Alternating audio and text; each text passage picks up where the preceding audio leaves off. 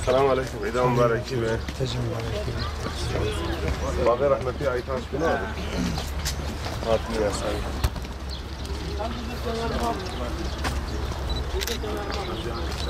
عيد مبارك.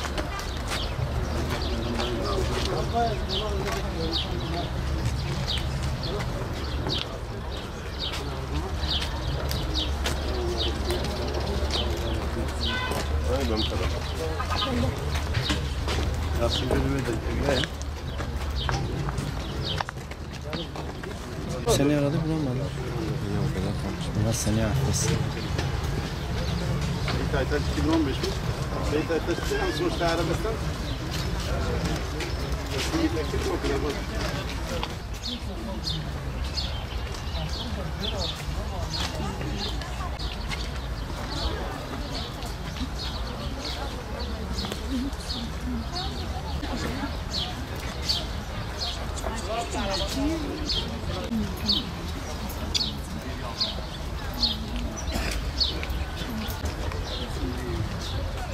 Gelmişler bence ama.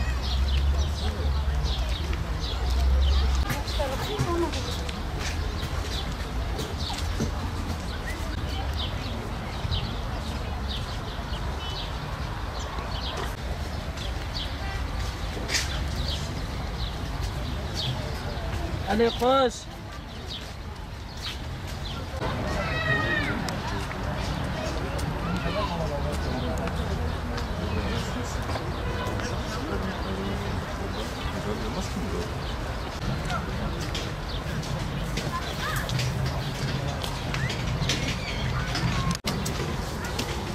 İki.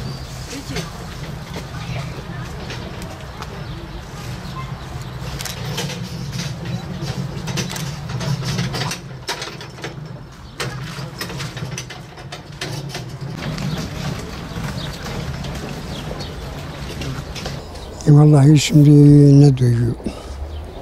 İnsan biraz üzünleniyor, duygulanıyor. Allah şehadetinden bizi mahrum etmesin inşallah. Hep bayram böyle hüzünlü geçiyor yani. Böyle genç yaştan biraz bir insanı kaybetmek biraz sana zor geliyor. Bu gençleri Allah haklarını bırakmasın. Bu gençleri gördükçe insanın yüreği parçalanıyor. Bu gençlerin yaptığı bir işe bak, kurban etleri dağıtırken biraz şehit olmaları insana biraz zor geliyor. Yani o ki yani bize biraz sabır oluyor ki şehadet yani bile Müslümanlıkla giden yolda gitmiş. Başka şeyden değil yani. Yani böyle bir evlat yetiştirmek bu zamanda biraz zordur. Yani evlatlarımızla gurur duyuyorduk. Her davasında olsun, isterse Müslümanlıkla alakası olsun. Bunların yaptığı gençleri yetiştirmek için yani ben ondan çok razıydım. Yani Allah da onlardan razı olsun. Yani bize böyle bir duygu yaşatmışlar yani. Peki için illa ki yani böyle bir Kur'an dersi vererek, camiye giderek, yani ne bileyim böyle bir Müslümanlık topluluktan yetişmesi illa ki böyle gençlerimiz yetişecek inşallah. İnşallah. Yani böyle gençlerimiz çoğalacak inşallah.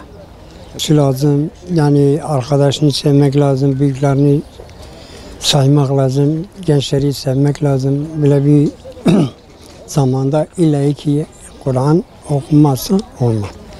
Kur'an okudun mu illa ki inşallah Allah-u Teala da nasip eder bile bu yoldan şehit etmeyi.